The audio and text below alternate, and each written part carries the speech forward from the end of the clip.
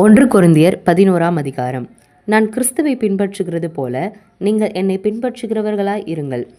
சகோதரரே, நீங்கள் எல்லாவற்றிலும் என்னை நினைத்து கொண்டு நான் உங்களுக்கு ஒப்புவித்தபடி நீங்கள் கட்டளைகளை கைக்கொண்டு வருகிறது நிமித்தம் உங்களை புகழுகிறேன். ஒவ்வொரு புருஷனுக்கும் கிறிஸ்து தலையாயிருக்கிறார் என்றும், ஸ்திரீக்கு புருஷன் தலையாயிருக்கிறார் என்றும், கிறிஸ்துவுக்கு தேவன் தலையாயிருக்கிறார் என்றும் நீங்கள் அறிய வேண்டும் என்று விரும்புகிறேன். ஜெபம் பண்ணுகிற போதாவது, தீர்க்க தரிசனம் சொல்லுகிற போதாவது, தன் தலையை மூடிக்கொண்டிருக்கிற எந்த புருஷனும் தன் தலையை கனவீனப்படுத்துகிறான்.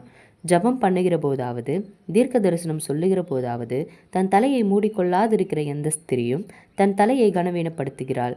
அது அவளுக்கு தலை சிரைக்கப்பட்டது போல் இருக்குமே. ஸ்திரீயானவள் முக்காடிட்டு கொள்ளாவிட்டால் தலைமயிரையும் கத்தரித்து போட கடவள். தலைமயிர் கத்தரிக்கப்படுகிறதும் சிரைக்கப்படுகிறதும் ஸ்திரீக்கு வெட்கமானால் முக்காடிட்டு கொண்டிருக்க கடவள். புருஷனானவன் தேவனுடைய சாயலிலும் மகிமையுமாய் இருக்கிறபடியால் தன் தலையை மூடிக்கொள்ள வேண்டுவதில்லை. ஸ்திரீயானவள் புருஷனுடைய மகிமையாய் இருக்கிறாள். புருஷன் ஸ்திரீயிலிருந்து தோன்றியவன் அல்ல, ஸ்திரீயே புருஷனிலிருந்து தோன்றினவள். புருஷன் ஸ்திரீக்காக சிருஷ்டிக்கப்பட்டவன் அல்ல, ஸ்திரீயே புருஷனுக்காக சிருஷ்டிக்கப்பட்டவள். ஆகையால் தூதர்களின் நிமித்தம் ஸ்திரீயானவள் தலையின் மேல் முக்காடிட்டு கொள்ள வேண்டும். ஆகிலும் கர்த்தருக்குள் ஸ்திரீ இல்லாமல் புருஷனும் இல்லை, புருஷன் இல்லாமல் ஸ்திரீயும் இல்லை. ஸ்திரீயானவள் புருஷனிலிருந்து தோன்றுகிறது போல புருஷனும் ஸ்திரீயினால் தோன்றுகிறான். சகலமும் தேவனால் உண்டாயிருக்கிறது. ஸ்திரீயானவள் தேவனை நோக்கி ஜெபம் பண்ணுகையில் தன் தலையை மூடிக்கொள்ளாமல் இருக்கிறது லட்சணமாய் இருக்குமோ என்று உங்களுக்குள்ளே நிதானித்து கொள்ளுங்கள். புருஷன் மயிரை நீளமாய் வளர்க்கிறது அவனுக்கு கனவீனமாயிருக்கிறது என்றும், ஸ்திரீ தன் மயிரை நீளமாய் வளர்க்கிறது அவளுக்கு மகிமையாய் இருக்கிறது என்றும் சுபாவமே உங்களுக்கு போதிக்கிறது இல்லையா? தலைமயிர் அவளுக்கு முக்காடாக கொடுக்கப்பட்டிருக்கிறதே. ஆகிலும் ஒருவன் வாக்குவாதம் செய்ய மனதாயிருந்தால் எங்களுக்கும் தேவனுடைய சபைகளுக்கும் அப்படிப்பட்ட வழக்கம் இல்லை என்று அறிய கடவன். உங்களை புகழாமல் இதை குறித்து உங்களுக்கு கட்டளை கொடுக்கிறேன். நீங்கள் கூடி வருதல் நன்மைக்கேதுவாய் இராமல் தீமைக்கேதுவாய் இருக்கிறதே.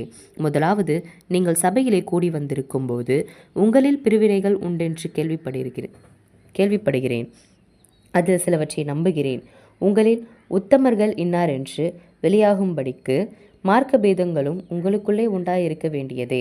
நீங்கள் ஓரிடத்தில் கூடி வரும்போது அவனவன் தன் சொந்த போஜனத்தை முந்தி சாப்பிடுகிறான். ஒருவன் பசியாயிருக்கிறான், ஒருவன் வெறியாயிருக்கிறான். இப்படி செய்கிறது கர்த்தருடைய போஜனம் பண்ணுதல் அல்லவே. புசிக்கிறதற்கும் குடிக்கிறதற்கும் உங்களுக்கு வீடுகள் இல்லையா?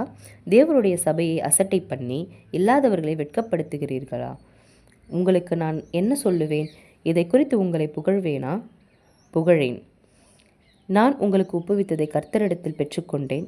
என்னவெனில், கர்த்தராகிய இயேசு நாம் காட்டிக் கொடுக்கப்பட்ட அன்று ராத்திரியிலே அப்பத்தை எடுத்து ஸ்தோத்திரம் பண்ணி அதை பிட்டு, நீங்கள் வாங்கி புசியுங்கள், இது உங்களுக்காக பிற்கப்படுகிற என்னுடைய சரீரமாய் இருக்கிறது, என்னை நினைவு கூறும்படி இதை செய்யுங்கள் என்றார்.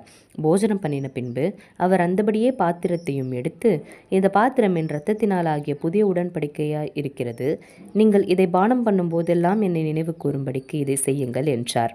ஆகையால் நீங்கள் இந்த அப்பத்தை புசித்து இந்த பாத்திரத்தில் பானம் பண்ணும் போதெல்லாம் கர்த்தர் வருமளவும் அவருடைய மரணத்தை தெரிவிக்கிறீர்கள்.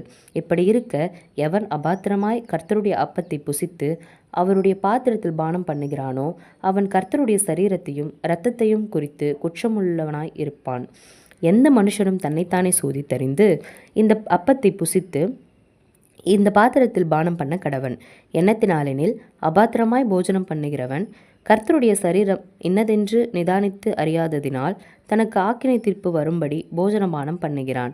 இது நிமித்தம் உங்களில் அநேகர் பலவீனரும் வியாதியுள்ளவருமாய் இருக்கிறீர்கள், அநேகர் நித்திரையும் அடைந்திருக்கிறார்கள். நம்மை நாமே நிதானித்து அறிந்தால் நாம் நியாயம் தீர்க்கப்படும்.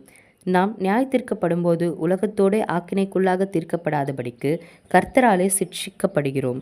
ஆகையால் என் சகோதரரே, நீங்கள் போஜனம் பண்ண கூடி வரும்போது ஒருவருக்காக ஒருவர் காத்திருங்கள். நீங்கள் ஆக்கினைக்கு ஏதுவாக கூடி வராதபடிக்கு ஒருவனுக்கு பசியாய் இருந்தால் வீட்டிலே சாப்பிட கடவன். மற்ற காரியங்களை நான் வரும்போது திட்டம் பண்ணுவேன்.